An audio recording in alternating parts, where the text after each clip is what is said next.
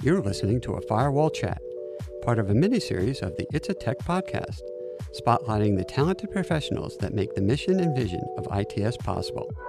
Welcome to the first It's a Tech Podcast Firewall Chat. This short-form series will allow us to focus on specific people, projects, and progress that are moving technology forward for New York State government. On today's episode, Andrea Rohan, the Deputy Commissioner for Technology for the New York State Department of Motor Vehicles, talks about the recent launch of the Drives application, including how this change will make the DMV experience even better for all New Yorkers. So this past February, ITS achieved an amazing accomplishment with a large release in partnership with DMV called the Drive System. The Drive System was a cutover from legacy systems over a long weekend that entailed hundreds of staff members, both on the ITS and DMV side, hundreds of tasks that had to be executed over that weekend, as well as several integration points. Although the weekend really was amazing and the work that the team did was outstanding, really the work that went into the preparation to make that happen was not by accident, but by design. The team spent hundreds of hours over the last year working on what the legacy systems look like, including the data, what the business function looked like, working with DMV to tease out the requirements, and do a lot of data cleanup to ensure that when we got to the cutover weekend, that all the data was as clean as possible, the data transition processes were as tight as possible and efficient, and ensuring that the applications that were left behind were going to run as smoothly as they did prior to cutover weekend.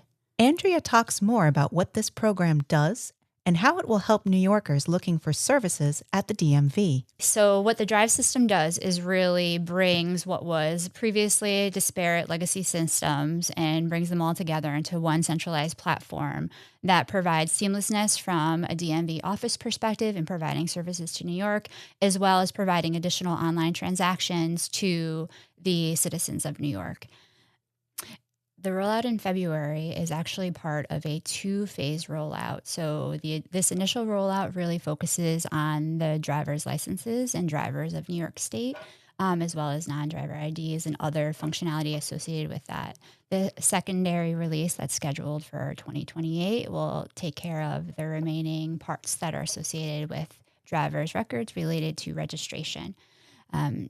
Changes to the system and modernizing the technology that previously was a legacy form now allows for quicker changes to further meet needs as the needs of New Yorkers change, allows DMV to quickly enhance any applications and new features that might be required from a legislation perspective, which is really cost efficient for the state, as well as keeping the technology updated and upgraded helps prevent any kind of security concerns and risks to New Yorkers' data. She talks a bit more about why this change is happening and the challenges that arose along the way.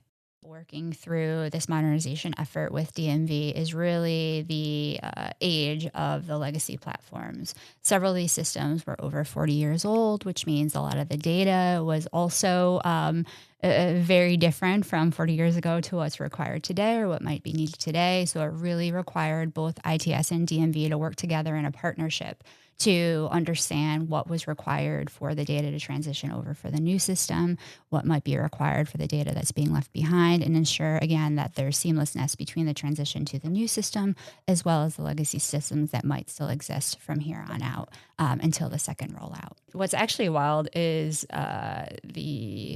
taking some of these super old systems and, when you go through the normal system development life cycle, you're looking at, you're developing, and then you're doing unit testing, and then you're doing quality assurance from a technology perspective, then you're doing a user testing.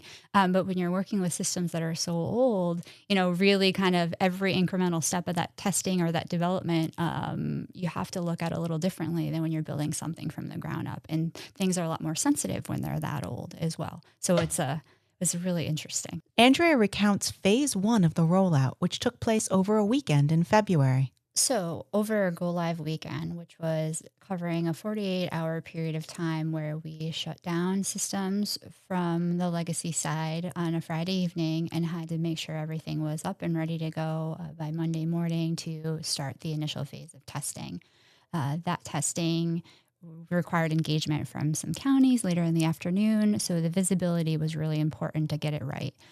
Teams worked together across both DMV and ITS on ensuring that we had tasks to cover every step of the cutover, whether it be turning down a legacy piece of the application, turning on an API to connect with the new system in production, and making sure everything was flowing from beginning to end state before it got in front of users earlier in the week when the initial system testing started.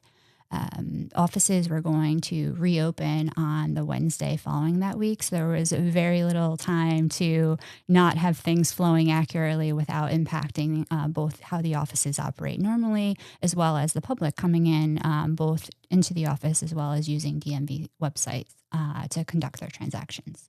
And what I think was the most amazing, aside from the scale and the number of the tasks and integration points and all the things technologically speaking, was really the way the team delivered in both the actual technology, but also professionally and how they conducted themselves, how they worked through problem points, both again with the dedicated team, the shared service teams at ITS, but also with DMV.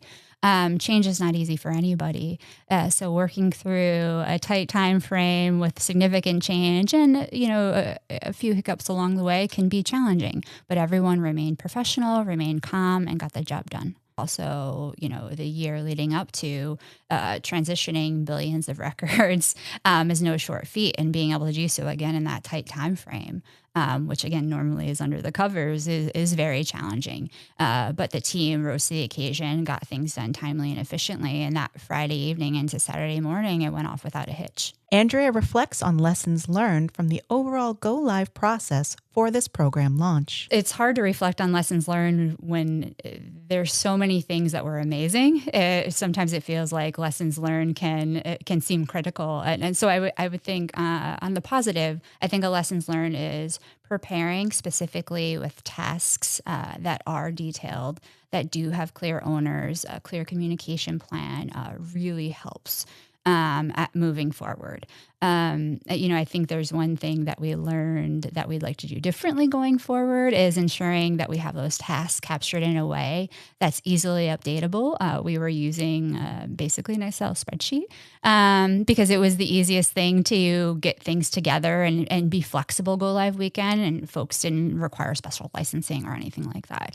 But if we had something that could be a little more flexible, for real time updates, because there was at some points, several people updating one task or one row at the same time for their particular piece.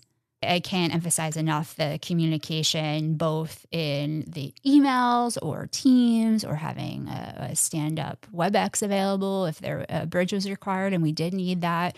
On a Sunday morning, having those all predetermined. So distribution lists were predetermined. There was no thinking in that regard. We weren't thinking about the administrative things to get how we were going to communicate out. That we had the plan for.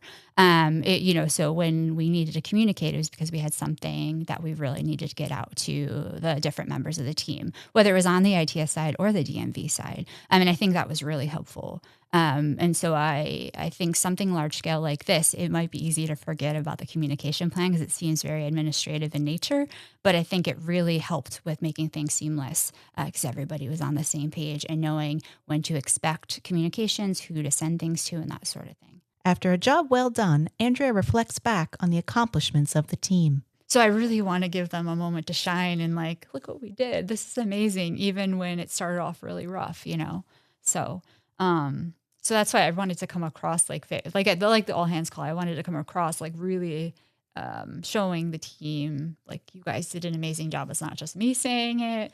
Other people are going to hear it and say it, that sort of thing. At the end of the day, all the professionals involved came together to accomplish a much needed update for the DMV, and everyone should be very proud of this accomplishment.